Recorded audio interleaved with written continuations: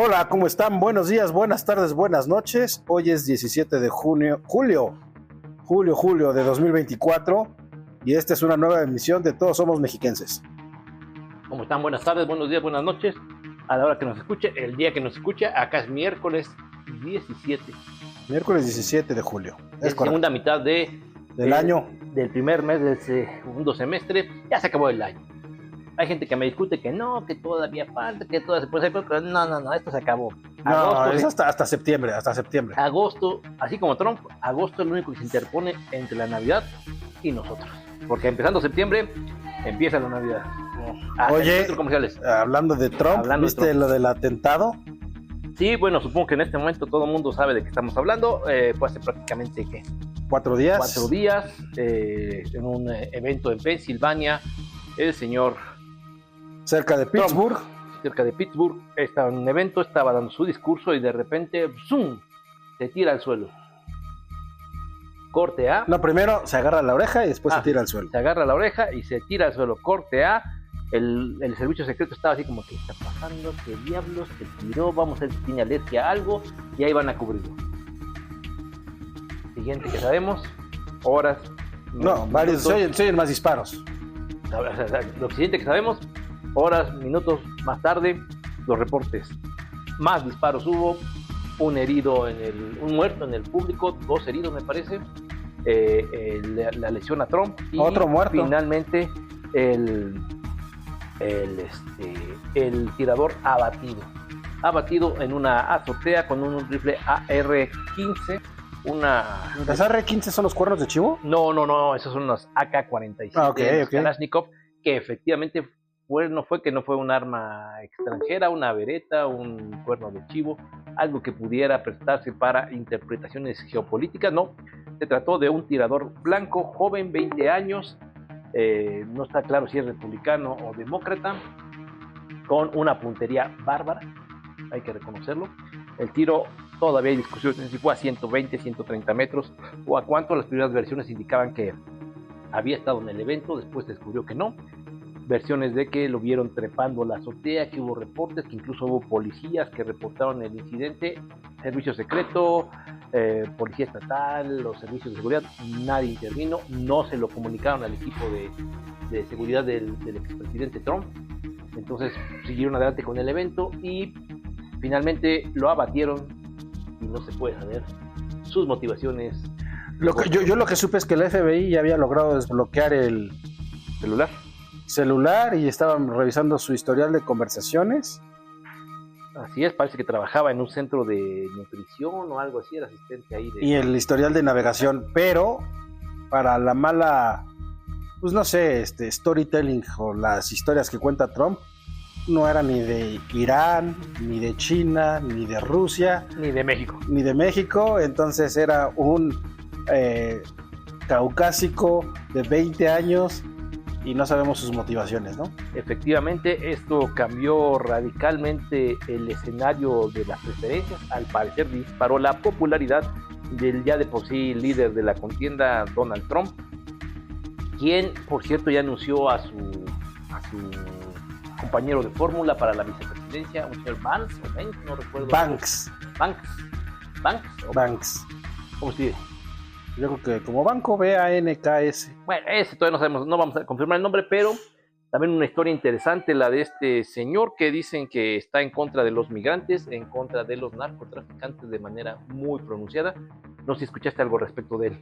No he escuchado nada. Pues, lo único que sé es que en algún momento, no sé, creo que de la campaña anterior, le dijo a Trump que era el Hitler americano. Caray. Bueno, así se llevaban, así de grueso se llevaban. Y básicamente, al parecer, tiene antecedentes de problemas domésticos en su núcleo familiar. Su mamá era adicta, ¿no? Era adicta, efectivamente. Entonces de ahí le agarró una aversión tremenda a la droga y a los que vendían ese veneno, para decirlo así, a su madre. Que incluso una aversión, vamos a decirlo como es, un personaje que va a ser vicepresidente cuya madre involucrada en adicciones, al igual que el actual presidente de Estados Unidos, su hijo, Hunter Biden, involucrado con adicción. Es decir, y vamos a ponerlo como tiene que decirse, la hipocresía de la sociedad norteamericana En todo lo que da. en todo lo que da, y está llegando al punto de quiebre en que no se puede seguir sosteniendo ese discurso de perfección de las cúpulas americanas, perfección moral quiero decir, porque cada vez se ve más que Y cada vez están más allá, metidos allá y acá, en ajá. las drogas y en el consumismo. exactamente.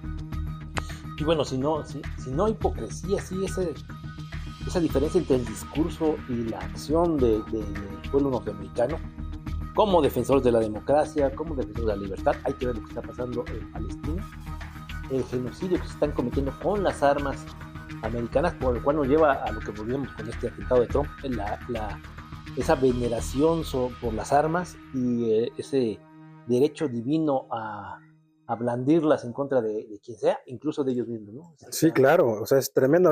Yo lo que había estado pensando es que es muy triste que a un país que tiene seguramente una historia mala, pero que al final de cuentas pues es gente y es nuestro país hermano aquí en el norte, nada más tenga esas dos opciones para presidentes, es algo tremendo, ¿no? O sea, tienes a dos adultos mayores, uno que ya tiene problemas cognitivos y de motricidad, y el otro que realmente también está mal, y aparte, sobre todo, lo de las armas. Lo de las armas sí es algo increíble. Las adicciones. Las adicciones, las armas. Y bueno, ¿crees que nos toque a nosotros ver la debacle de Estados Unidos como país como potencia, como hegemónica? Yo creo que ya se está viviendo. Yo creo que hay muchos procesos en este momento así, a nivel global, geopolítico, que no alcanzamos a identificar, que sin duda quedará para analistas del futuro, es decir, a partir de tal año se vio tal cosa, etcétera, etcétera, etcétera, etcétera.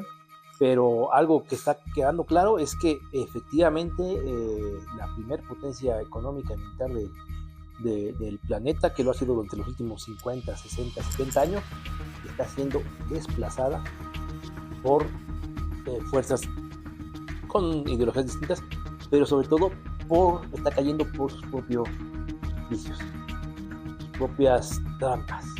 El sistema de producción norteamericano, el sueño norteamericano que hizo grande a esa nación, es decir, el que cualquiera puede con base en su propio esfuerzo y trabajo y sacrificio salir adelante y forjarse un patrimonio y un estilo de vida, Ellos mismos lo abandonaron. Al momento que mandaron todo a China, ¿no? En el momento en el que priorizaron, bueno, hay que decir que en ese sentido sí fueron consistentes sus cuadros dirigentes y empresarios con el modelo neoliberal, la escuela de Chicago, en cuanto a que ellos mismos se aplicaron la fórmula y ve lo que sucedió, que se podía esperar un país en vías de desarrollo, un país tercermundista, un país latinoamericano, digamos en este caso vamos a ponerlo como tal, cuando obedece las normas del Fondo Monetario Internacional, pues sabemos que acaban quebrando. Y en este caso los Estados Unidos decidieron voluntariamente cuadrarse en ese esquema de maximización de utilidades y explotación de minorías. Se fueron a China a pagar salarios bajísimos, márgenes ya no de 20-30%, que eran márgenes de utilidades gigantescos, sino 90 y 95% de utilidad para poderte vender un teléfono o cualquier objeto, y eso al final de cuentas les ha regresado como boomerang. Quebraron su sistema de producción, no tienen mano de obra disponible, no tienen sueldos que sean competitivos, y además toda la gente está en servicios, y si todo el mundo está en servicios, no hay producción. Si no hay producción, no hay ese valor agregado, y si a eso le sumas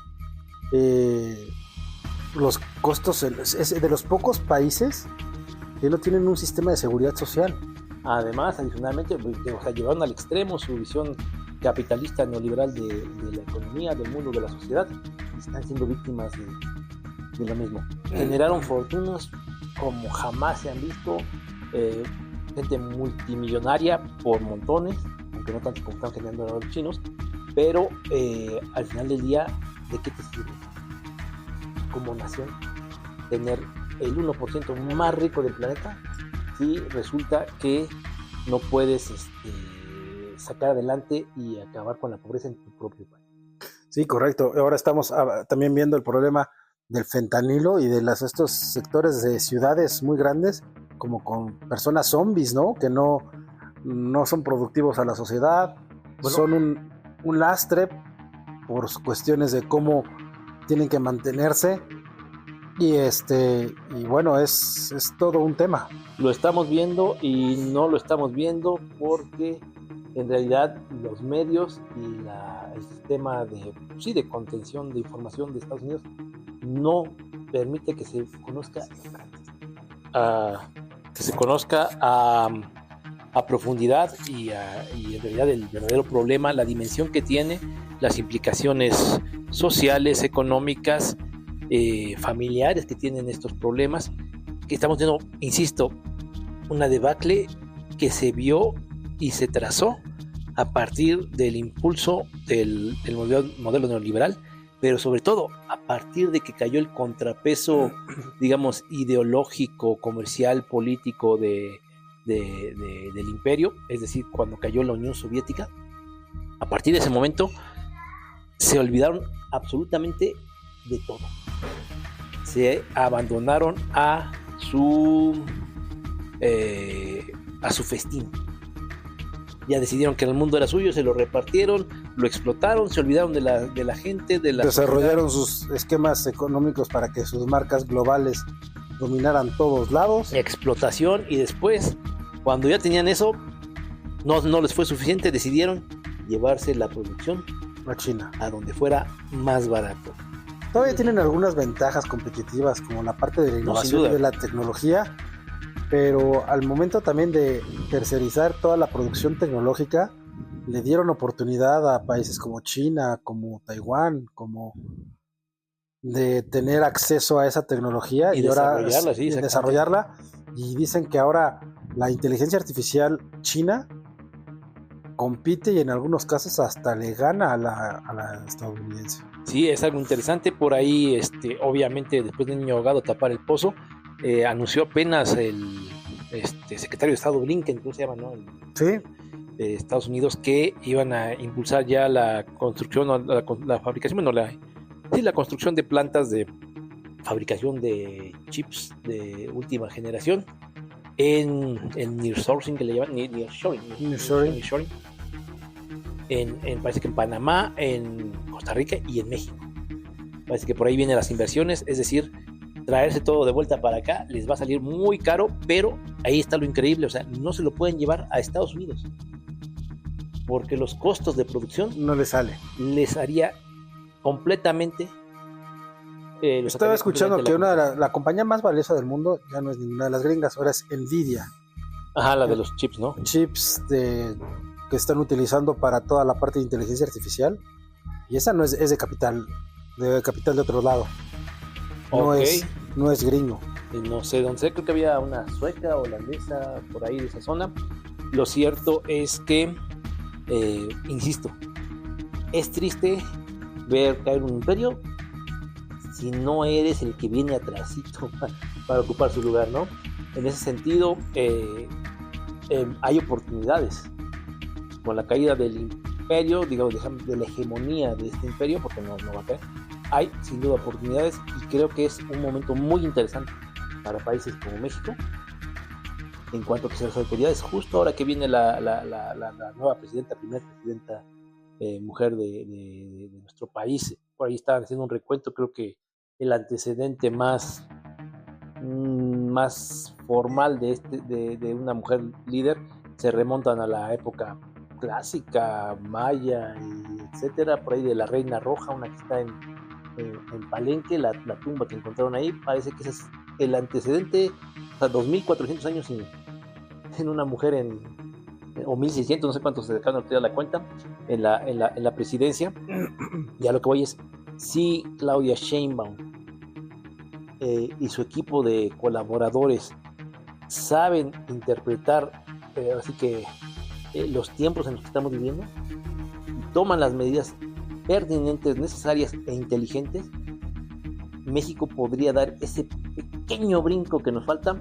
Hay que recordarlo que como antigua colonia española, ya el año pasado se logró que la economía mexicana superara el de la antigua metrópoli, es decir, México fue más grande que España, su producción, su PIB, su Producto Interno Bruto, y ahora en este momento sería el momento de no, obviamente es imposible superar a Estados Unidos, pero aprovechar esa catapulta que todavía significa Estados Unidos para crecer más allá de lo que se podría esperar, ¿no?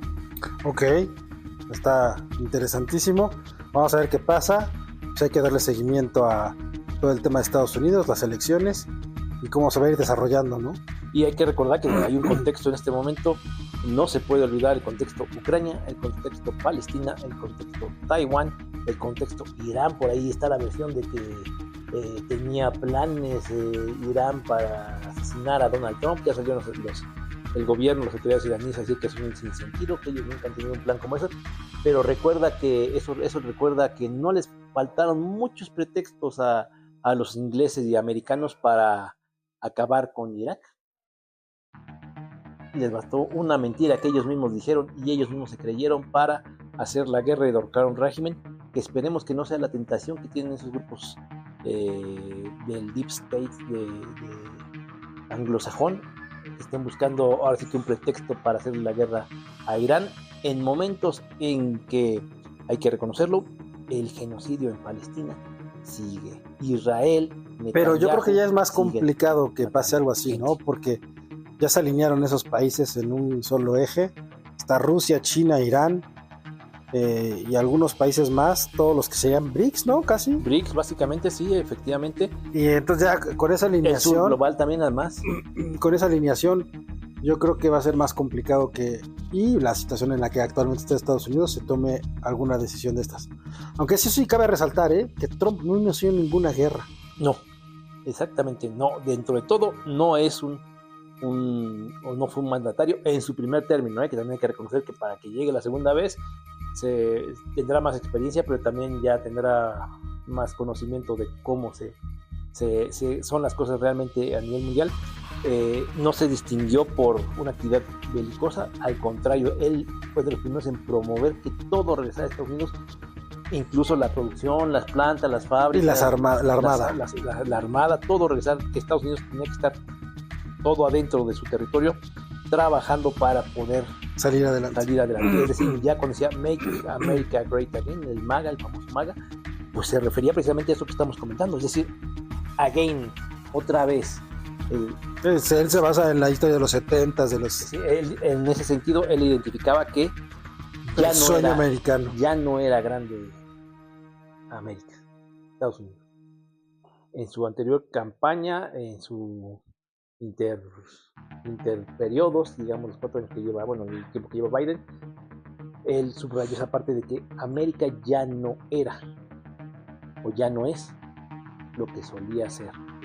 Que es un discurso que está, por supuesto que está borrado de los medios. Si uno ve Hollywood, si uno ve las series gringas, si uno ve los programas norteamericanos, todo está hecho para reflejar una sociedad que no se corresponde con la realidad.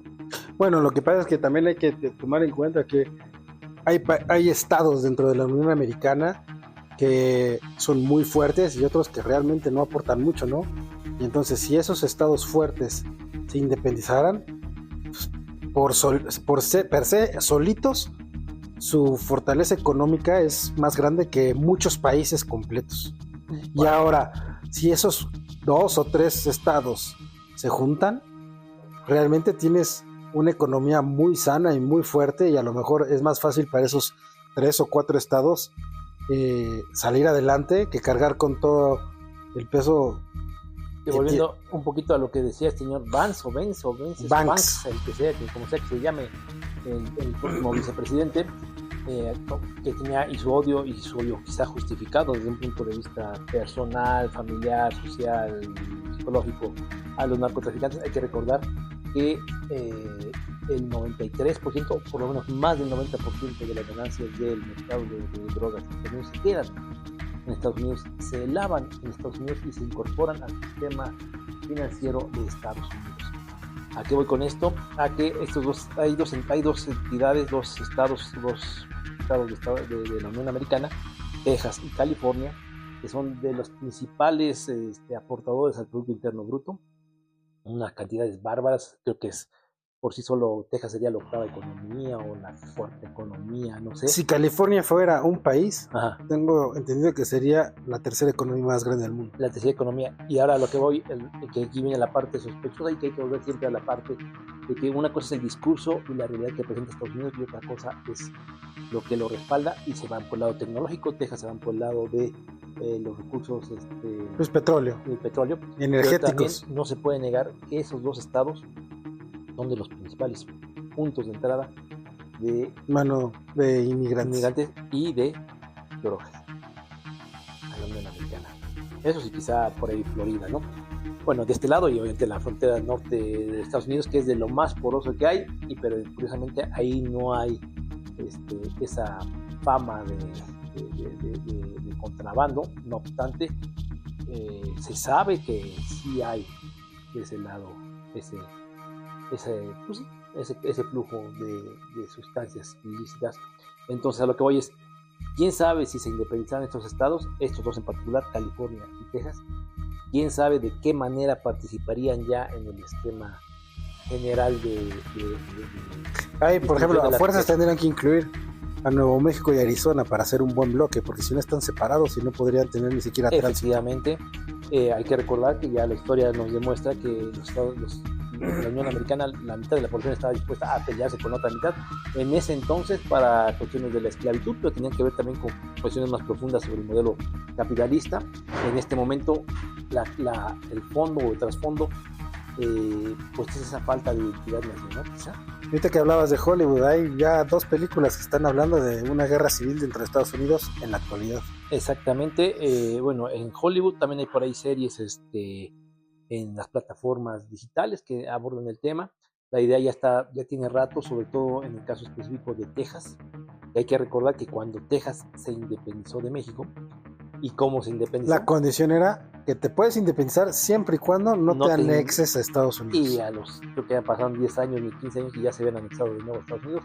Entonces, en ese sentido, pues Texas tendría que seguir perteneciendo a México, nomás porque no cumplieron las cláusulas del contrato, pero oblígalos, y con todas las armadoras que tienen ahí también no va a ser fácil, pero en ese sentido es ese puente entre lo que era la Unión Americana en desarrollo y la Nueva España en decadencia. Eso fue lo que convirtió a Texas en estratégico y sin duda un gigante económico, sus riquezas naturales, volvemos a subrayar. Pero si lo desconectamos de este sistema, como ellos pretenden, no estoy seguro de que la economía les vaya a funcionar. No está muy claro ¿qué es lo que va a pasar? ¿Qué es lo que podría pasar? Efectivamente. Y poniéndolo todavía más claro, no creo que Texas se pueda independizar de una manera violenta de Estados Unidos. No ganaría. Pero si lo hiciera de una manera, digamos, federal, legítima, que tampoco hay sistema, que no hay un mecanismo realmente apropiado para eso, no hay manera en que resista la reincorporación forzosa, es decir, militar, a la federación. Okay. Pero lo que quedaría claro es que debilitaría de una manera increíble a la ya decadente capital del imperio. Oye, cambiando un poquito ahora de latitudes, el que le está pasando muy mal es Macron, ¿no? Pues le están saliendo las cosas más o menos, porque de quedar clarísimo que iba a salir y que para este momento ya estaría en el desempleo político, ha logrado mantenerse a través de negociaciones. Parece que está buscando la forma de aferrarse un año por lo menos más. Pero al final le ganaron al partido de ultraderecha de Le Pen. Lo debilitaron, no tiene mayoría, básicamente se está agarrando con alfileres, con las uñas, con las pinzas, se está agarrando con todo al poder, se está aferrando. Una gestión que ahora se entiende que ha sido completamente desastrosa para Francia. Perdió su influencia en África, que es lo mismo que decir que perdió sus colonias que todavía mantenía, aunque oficialmente no eran. Está perdiendo influencia en el Pacífico. Básicamente tuvo la fortuna de no quedar y básicamente llega el punto en el que Francia se ha mantenido económicamente estable por una cuestión bien clave, bien clara y bien identificada, que fue a partir del conflicto de Ucrania no dependía tanto de los combustibles fósiles, dependía más de la energía nuclear, y eso le permitió salvar de alguna manera los baches económicos, pero con estas pérdidas de influencia y también de ingresos económicos, no queda claro qué es lo que va a pasar. Y este análisis, en realidad, yo creo que daría para 2 o 3 programas más. ¿Cómo ves tú? Sí, yo creo que sí, hay que revisar el problema de Francia y de cómo está conformando la geopolítica en aquellos lados con todo lo que eran las colonias, cómo están las economías y en dónde está quedando ahora toda esa parte del poder, porque pues dicen, ¿no?, que el poder nada más se va encontrando nuevos caminos y nuevas alianzas y efectivamente, entonces un vacío de poder no existe, tiene que llenarse. Pues no sé, creo que ha sido una plática interesante. Muy interesante. ¿La dejamos aquí? Sí, yo creo que la dejamos hasta aquí. Y retomamos la próxima semana. Todos somos mexicanos. Vamos a tener que ser especiales, ¿no? Sí, este fin de semana hay Fórmula 1. Ya empezó el torneo de Apertura 2024. Argentina, ¿cómo es? Campeón de la Copa América. España de la Eurocopa. ¿Van a jugar esos dos en algún momento? Parece que hay una Copa Confederaciones o algo así donde podrían llegar a enfrentarse, aunque por ahí manejaban la hipótesis que estaba buscando un encuentro por lo menos amistoso entre ambos campeones. Estaría bien, ¿no? Yo creo que no. Realmente el fútbol se juega en estos dos continentes. África, pues, aunque sí tienen buen fútbol, todavía está un poco lejos el nivel. Hacia nada. Y hacia nada, ¿no? Ok, no, pues sí, estaría interesante verlos. Y estaría bien que inventara por ahí al campeón de al Dinamo. Oye, ¿qué pasó con Rusia y la FIFA? Pues es lo que iba a decir. Estaría interesante que inventaran al campeón del campeonato ruso de fútbol, de BRICS. De BRICS, sí, que también hay juegos, hay una especie de juegos olímpicos de los BRICS. Entonces habría que ver qué es lo que pasa ahí. Pero en el deporte hay política, en la política... Oye, lo que sí hay que destacar antes de que acabe esta emisión es, viste que una pareja de mexicanos llegó a la final de dobles mixtos en Wimbledon. Eso sí es, sí, súper interesante. Bueno, eso, hombre y mujer. ¿Ganaron, perdieron o qué? Perdieron, pero bueno, haber llegado ya a la final. Bueno, son los únicos mexicanos que han llegado a una final en Wimbledon. Pues sí, estaba escuchando los nombres de los actuales pesos pesados del tenis, ya ni los conozco, no sé quiénes son. Ya hay un español ahí que es un súper... Según esto, ¿cómo se llama? Que ha sido muy dominante... El Brokovich, ¿o cómo? Sí, ese ya... Sí, pero todavía se guardó, hizo todo lo necesario porque creo que lo único que le faltaba ganar era Wimbledon, ¿no? Ajá. Y un chamaco de 22 años español le puso una repasada de aquellitas. Sí, básicamente las sorpresas que hay. Y bueno, lo comentamos en la próxima edición. Sí, me parece bien, hay que hacer esa investigación. TuneIn, Google Podcast, YouTube y Amazon Music. Es correcto. Okay. No se pierdan ninguna emisión de su podcast Todos Somos Mexiquenses y nos vemos a la próxima. Dentro de 8 va. Bye.